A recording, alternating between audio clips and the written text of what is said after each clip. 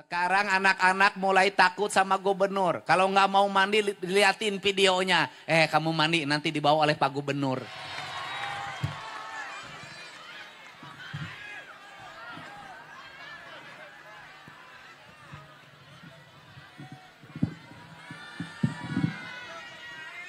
Assalamualaikum warahmatullahi wabarakatuh. Sampurasun.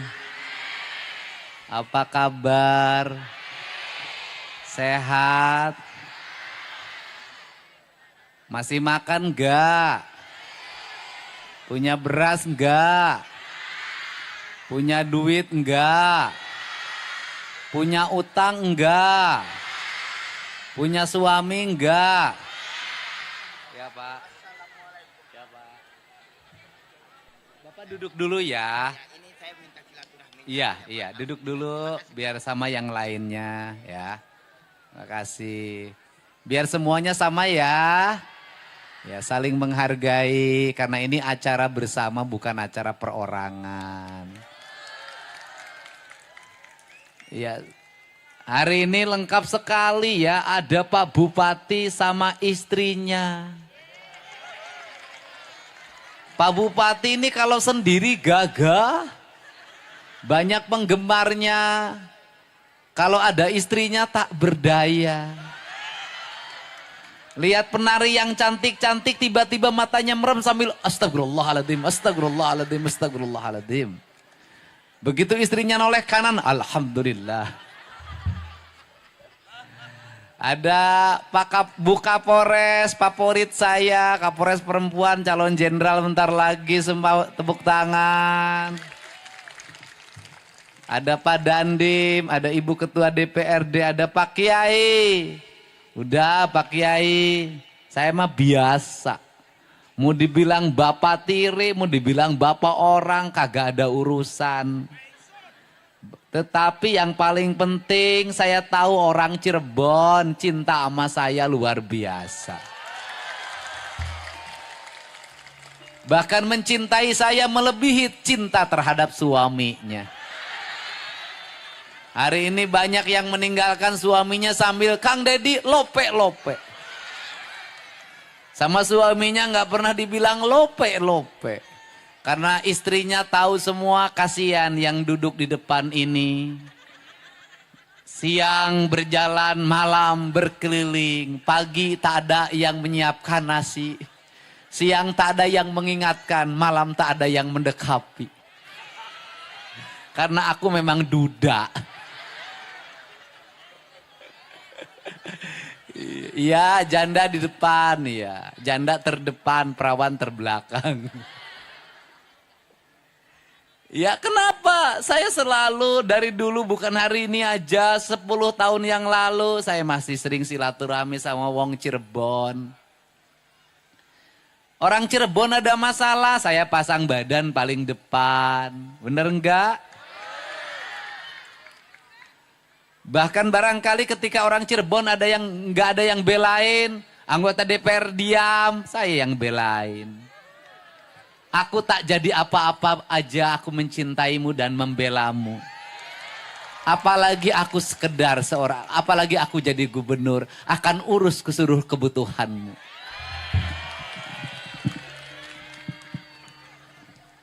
Tapi saya tidak suka pada orang yang tiba-tiba cari panggung, berteriak-teriak, seolah-olah mewakili warga, saya tidak suka. Kenapa? Urusan jalan itu sudah jadi komitmen saya untuk membangunnya selama itu kita bisa dilakukan bersama-sama dengan bupatinya. Kenapa? Karena perbatasan dengan DKI, perbatasan dengan Banten, perbatasan dengan Jawa Tengah bagi saya adalah kehormatan. Perbatasan jalannya harus yang terbaik, desanya harus tertata, rakyatnya harus makmur, karena itu kehormatan seorang pemimpin. Tapi saya tidak mau kalau saya membangun jalan di Cirebon Timur kemudian ada yang ngomong itu perjuangan saya, tanpa kamu teriak aku akan membangunnya. Betul enggak? Tapi ada kewajibannya, Pak Bupati beraninya berapa kilometer? 5 kilometer, biar kami 5 kilometer lagi. Jalannya kita bangun yang terbaik karena ini martabat di mata Jawa Tengah. Jadi begitu, saya tidak mau kepemimpinan ini, kepemimpinan kolektif. Membangun adalah sebuah kesadaran, bukan sebuah keterpaksaan. Tapi saya orangnya terbalik, kalau teriak-teriak nujuk wajah saya malah tidak jadi. Kenapa? Saya tidak mau, aku membangun karena takut padamu. Aku membangun karena aku mencintai rakyat Cirebon. Benar? Wes? Cinta sama Kang Dedi? Aku mencintaimu, tak mesti aku berkata bahwa aku menyayangimu. Wah. Mantap? Apa sih sebenarnya yang ada dalam pikiran saya? Saya secara genetik dari ibu turunan dari Cirebon, dari ayah turunan dari Sumedang. Saya punya tanggung jawab. Ini provinsi harus menjadi provinsi yang terbaik di Indonesia. Ini provinsi rakyatnya tidak boleh ada yang rumahnya roboh.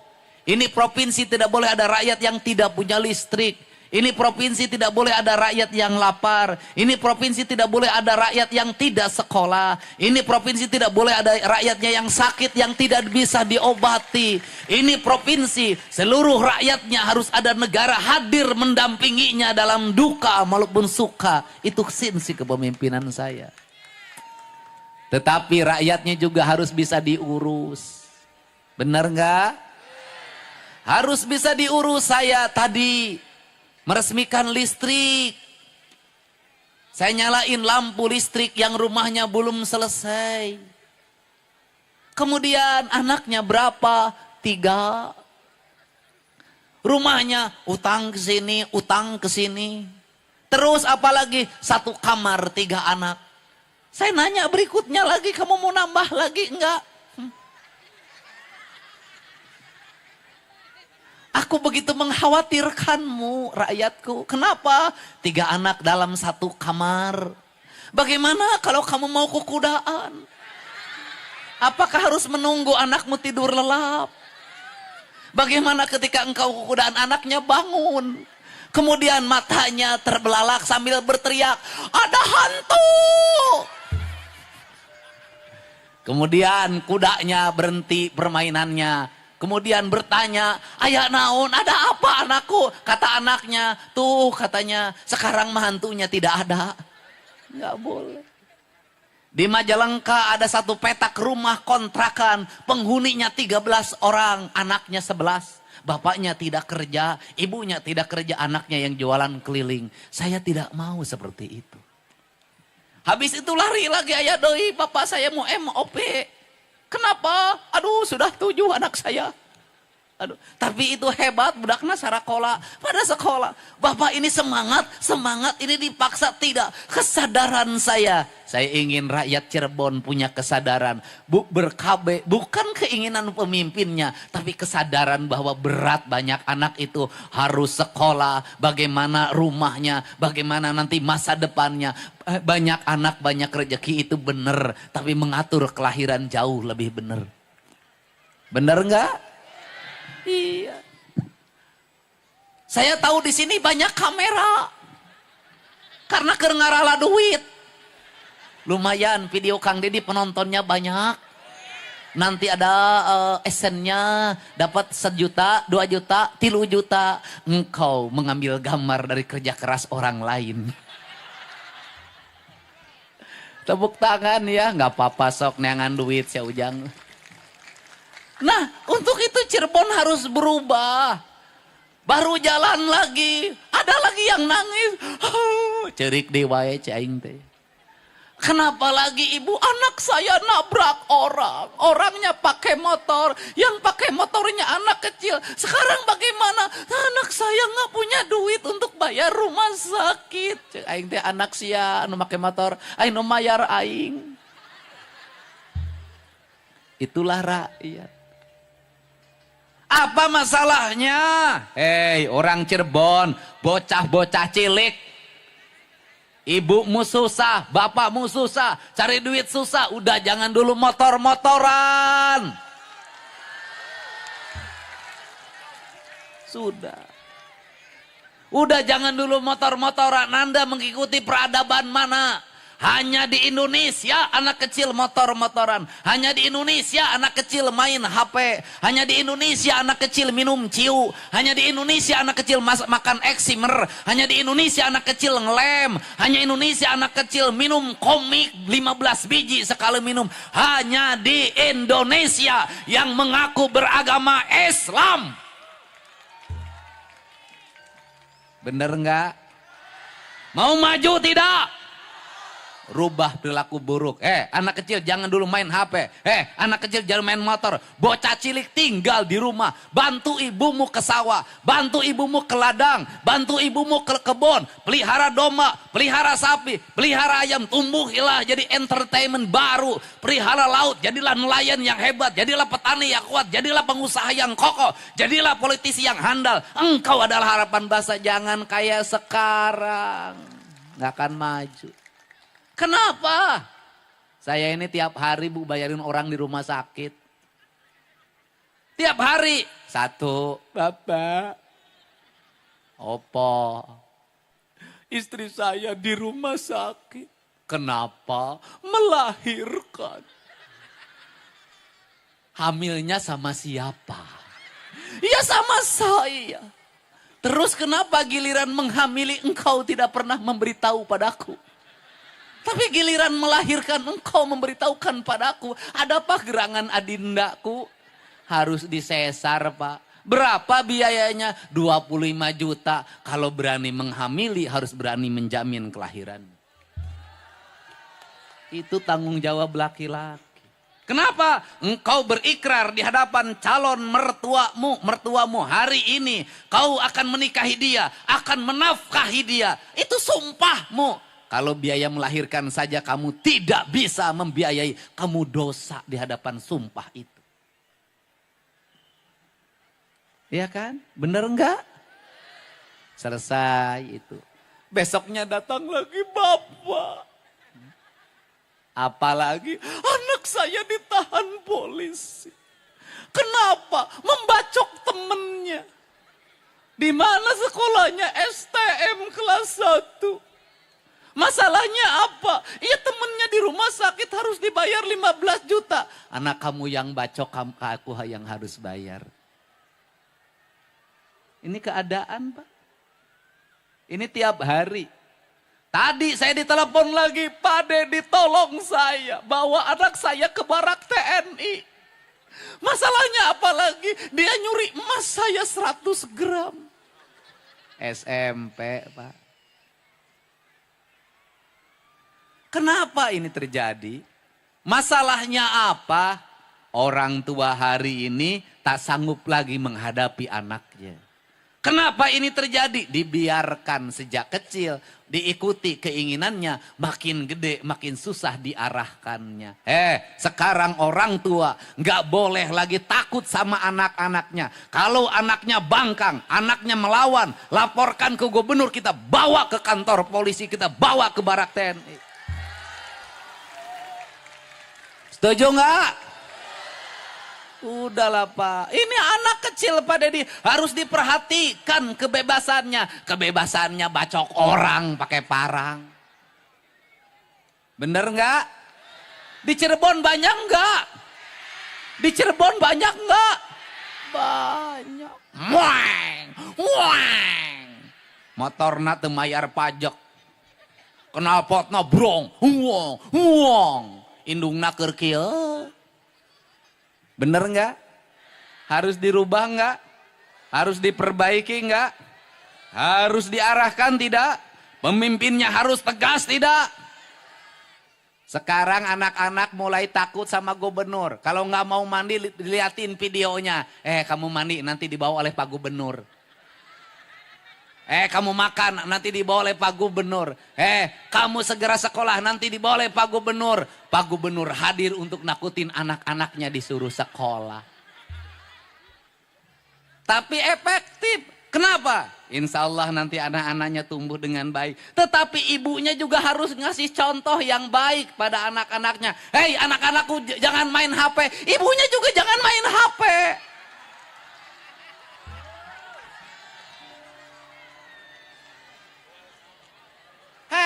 Kamu nak, jangan main tiktokan terus nak.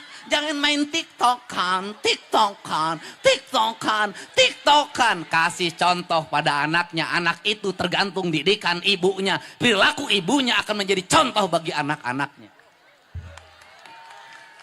Anak-anaknya kamu jangan bersolek terus. Atuh jangan bersolek terus. Sia ulah bersolek wae. Betul nggak? Ibunya ajarin anaknya nyuci piring, ibunya ajarin anaknya mengepel, ibunya ajarin anaknya memasak, ibunya ajarin anaknya nyuci baju, nyetrika baju. Ingat, anak-anakmu ulah dibere kejo mejikom. Kenapa? Hari ini banyak ibu-ibu pengadulan, pemalas. Tiktokan tapi mejikom, kejokom, mejikom. Aya nu liwat mie ayam. Liwat baso, tahu gejrot. Indungna tidak pernah masak, tidak bisa nyambel. Gawena tiktokan, berkumpul, berkerumun. Wajar kalau anaknya jadi geng motor. Ibu-ibu rubah dirimu sekarang ya. Mau jadi tauladan anak-anak? Anak-anaknya kalau nakal ibunya berpuasa. Kalau anak-anaknya lagi ujian ibunya puasa. Kalau anak-anaknya ulang tahun ibunya puasa.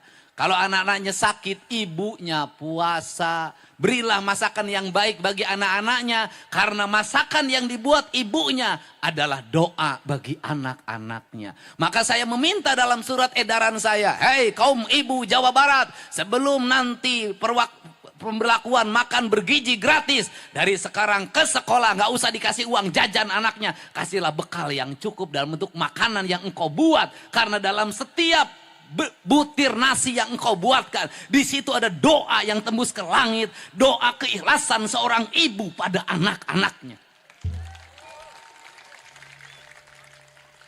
Setuju? Setuju? Anaknya tidur, ibunya bangun tahajud, lihat wajah anaknya.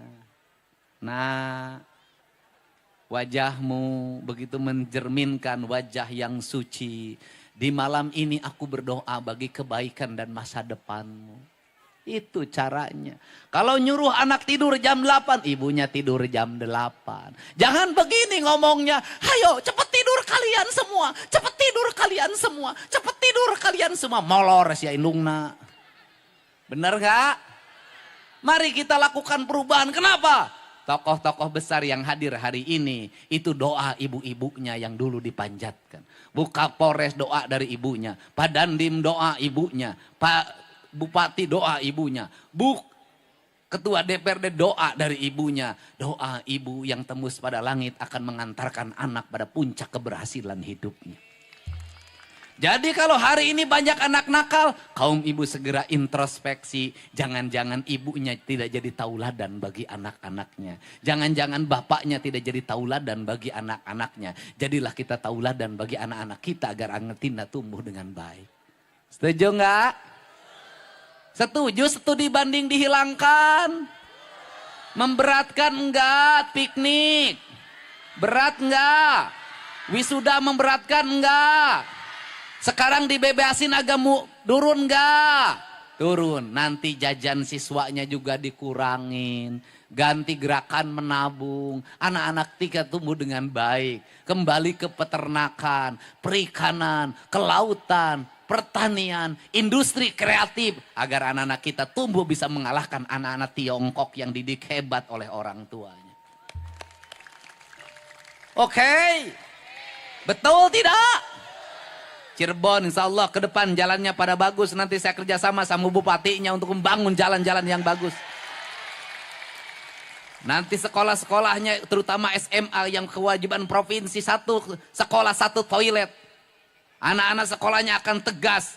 Dan nanti akan saya tegaskan pada guru-guru. Jangan pernah dinaikkan kelasnya. Anak-anak yang melawan pada ibunya. Anak yang melawan pada bapaknya. Tidak taat pada peraturan. Mabuk dan sejenisnya sepandai apapun dia. Jangan pernah naik kelas. Kenapa? negeri ini tidak hanya butuh orang pinter. Negeri ini butuh orang-orang yang saleh. Betul nggak? Setuju nggak? Ternyata bisa. Perpisahan saya larang berpesta pora, ganti disemprot pakai damkar. Keren. Saya bilang suruh jalan kaki hari ini. Pak Deddy saya jalan kaki. Pak Deddy saya jalan kaki. Pak Deddy saya jalan kaki. Terpaksa yang saya lihat TikToknya saya suruh ke kantor saya kasih hadiah. Saya ajak makan bersama sebagai motivasi pada anak-anak Jawa Barat. Waktu saya tak ada lagi untuk diri saya. Saya sudah 2 hari gak ketemu anak saya nih yang hanya video call saja. Kenapa? Muter terus hari ini di sini, besok saya di Depok harus menyelesaikan konflik pertanahan yang ada pembakaran mobil. Siangnya saya harus bertemu dengan Menteri HAM, saya harus bertemu dengan beberapa wartawan untuk menjelaskan pikiran dan gagasan saya. Saya tidak akan pernah lelah untuk memperjuangkan agar rakyat Jawa Barat menjadi masyarakat yang terhormat.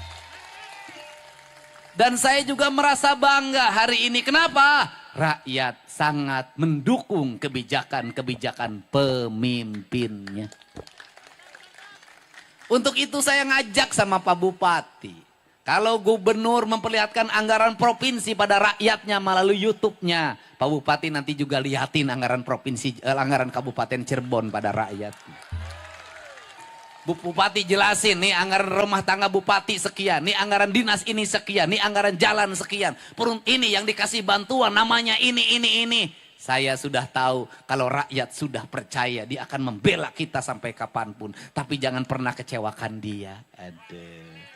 Rakyat itu seperti perempuan. Kalau suaminya dipercaya dia akan membela kapanpun dan dimanapun. Tapi kalau sekali dikecewakan dia tidak akan pernah bisa dibohongi lagi. Setuju? Setuju? Iya, saya ini kesini, insya Allah sebentar lagi nanti ada orang yang saya percayakan untuk sebagai penasehat ahli saya. Dia seorang profesor lulusan universitas ternama. Dia akan mendampingi saya untuk terus memberikan gagasan dan pikiran. Insya Allah. Dan yang berikutnya Pak Bupati, nanti di tahun ini juga kita akan cari titik-titik air agar orang Cirebon tidak kekurangan air pada saat musim kemarau. Kita beresin banjir di Cirebon untuk tidak terulang lagi. Kita data terus rumah rakyat miskin ada berapa kita perbaiki. Dan yang terakhir, kita data janda yang umurnya 30 tahun. Untuk kita carikan suami yang bertanggung jawab. Tapi jangan berikan saya seorang janda. Karena tak akan membuat hidup saya bahagia.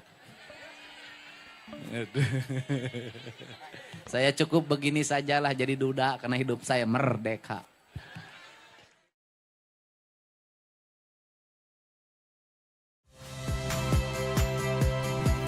Saya Yasir Neneama. Saksikan program-program Kompas TV melalui siaran digital, pay TV, dan media streaming lainnya. Kompas TV, independen, terpercaya.